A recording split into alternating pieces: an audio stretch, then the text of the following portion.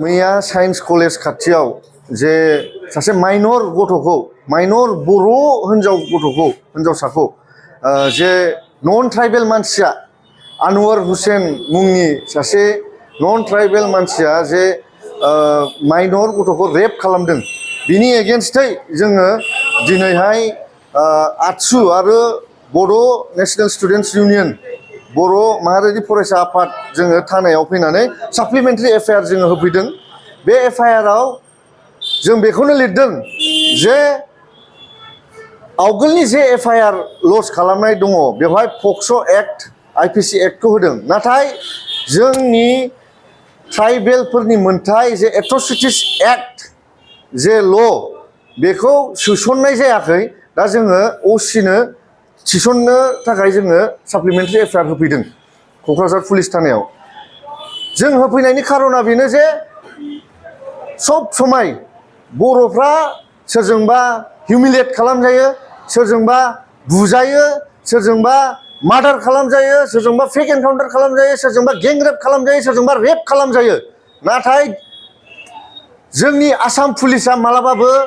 शिड्युल caste and schedule tribe prevention of atrocities act 1989 जे ल' दङ बिनि आन्डाराव जेसेबां जे प्रभिजन्स दङ बेखौ दिनैसिम सोफादेरा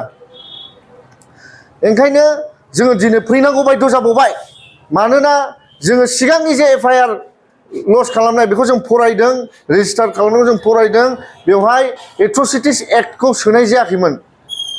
नाथाय दिनै जोङो फैनानै असिनो क'क्राझार पुलिस थाना असिनो जोङो साप्लिमेन्टारि एफआइआर होफैदों आसाम पुलिसनो जोङो साप्लिमेन्टारि एफआइआर होफैदों बे रेप भिक्टिमा जाहाथे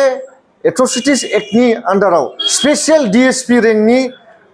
इनभेस्टिगेटर अफिसार मोनथों आरो जे एट्रसिटिस एक्टनि आन्डाराव लिरनाय दङ जे फास्ट ट्रेक कर्टआव बे केसा थांथों 30 डेजआवनो बे केसा उइदिन 30 to 40 days बे केसा न्याय मोनथों आरो स्पेसियेल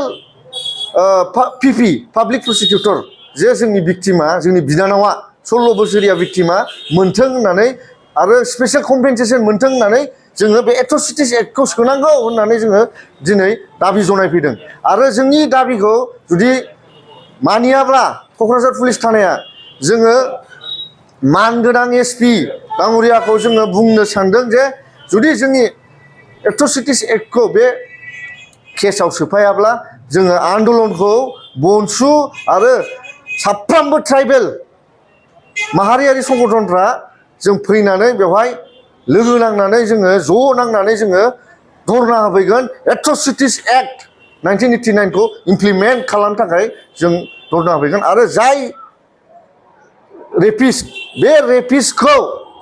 थाबैनो साजा होआबा कनभिक्ट खालामाब्ला फासि होआब्ला जोंनि बिटिसि एरियायाव जोङो लिगेलि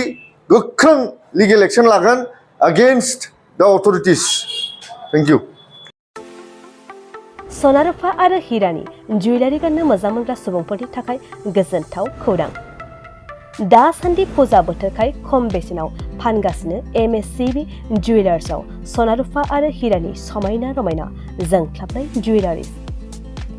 MSCB जुवेलार्सआव मोननो हागोन राजकोट जुवेलारि कास्टिं जुवेलारि कलकाता जुवेलारि मेसिनजों बानायनाय जुवेलारि आरो आखाइजों बानायनाय जुवेलारि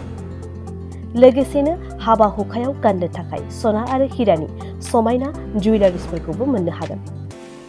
MSCB जुवेलार्सआनो दं क'क्राझार सहरजों नांजाबनाय क'क्राझार रेल गेटनि साखाथि वार्ड नं 5 बिबेकानन्द पथआव MSCB जुवेलार्सजों थोंजोङै जगाजग खालामनोबो हागोन 9954273079 जानबुं अनजिमायाव